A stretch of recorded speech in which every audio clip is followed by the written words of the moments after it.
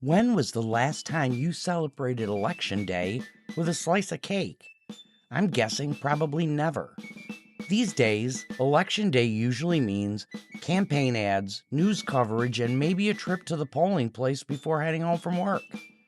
But there was a time in America when elections were a community event that people genuinely looked forward to. And one of the ways they celebrated was with something called election cake. Now, I had never heard of election cake until I started digging into old recipes. The more I learned about it, the more fascinating it became because it wasn't just a dessert. It was part of a tradition that stretched back hundreds of years and tells us a lot about what life was like in early America. To understand election cake, we have to go back to colonial New England. Voting wasn't as simple as driving a few minutes to a polling station.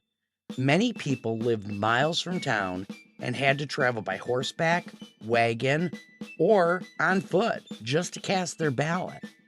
For some folks, election day could take most of the day, and because so many people were gathering in one place, it naturally ended up being a social event as much as a civic one. Neighbors who might not have seen each other for months caught up on local news. Farmers discussed crops and weather.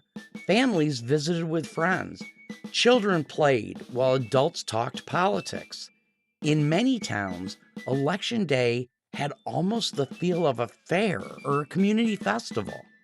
And whenever people gathered, food wasn't far behind. The earliest versions of election cake actually grew out of something called muster cake. Before the Revolutionary War and during the early years of the country, local militias would gather for training exercises known as musters. Since these events brought large crowds together, bakers began making enormous cakes to feed everyone. And when I say enormous, I'm not exaggerating.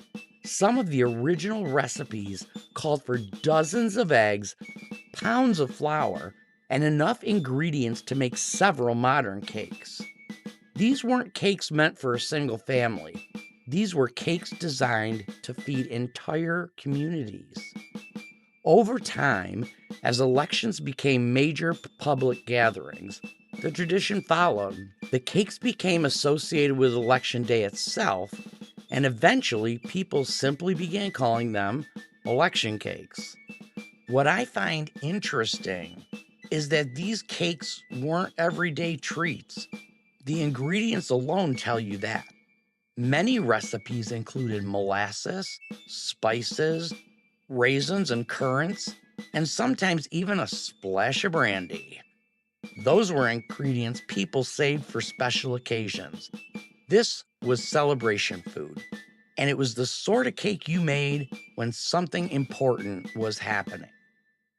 Today, we're going to look at a smaller version because I don't think anybody needs a cake made with 30 eggs sitting in their kitchen. As I start gathering the ingredients, I couldn't help but think about how familiar many of them still are. Flour, butter, eggs, cinnamon, nutmeg, dried fruit. These are ingredients that have been bringing people together for generations. As everything gets mixed together, the kitchen starts filling with those warm spice aromas that immediately make a place feel welcoming. Some things really don't change that much. The smell of cinnamon and nutmeg baking in the oven probably made people smile 200 years ago, just as it does for us today. While the cake is baking, it's easy to imagine what Election Day might have looked like in a small New England town. Wagons lined the roads leading into town. Horses were tied up outside meeting houses. Conversations about politics filled the air. Somewhere nearby, someone was slicing a large cake and handing pieces to friends and neighbors. History often focuses on major events, famous names, and important dates. And yeah, those things matter, but I've always thought food gives us a different window into the past. A recipe can tell us how people celebrated, what they valued, and how they spent their time together. Election cake reminds us that democracy wasn't just something people participated in, it was something communities gathered around. It was an actual event. It was a reason to come together. And honestly, I think there's something kind of charming about that. Okay, now that the cake's cooled, let's look at it.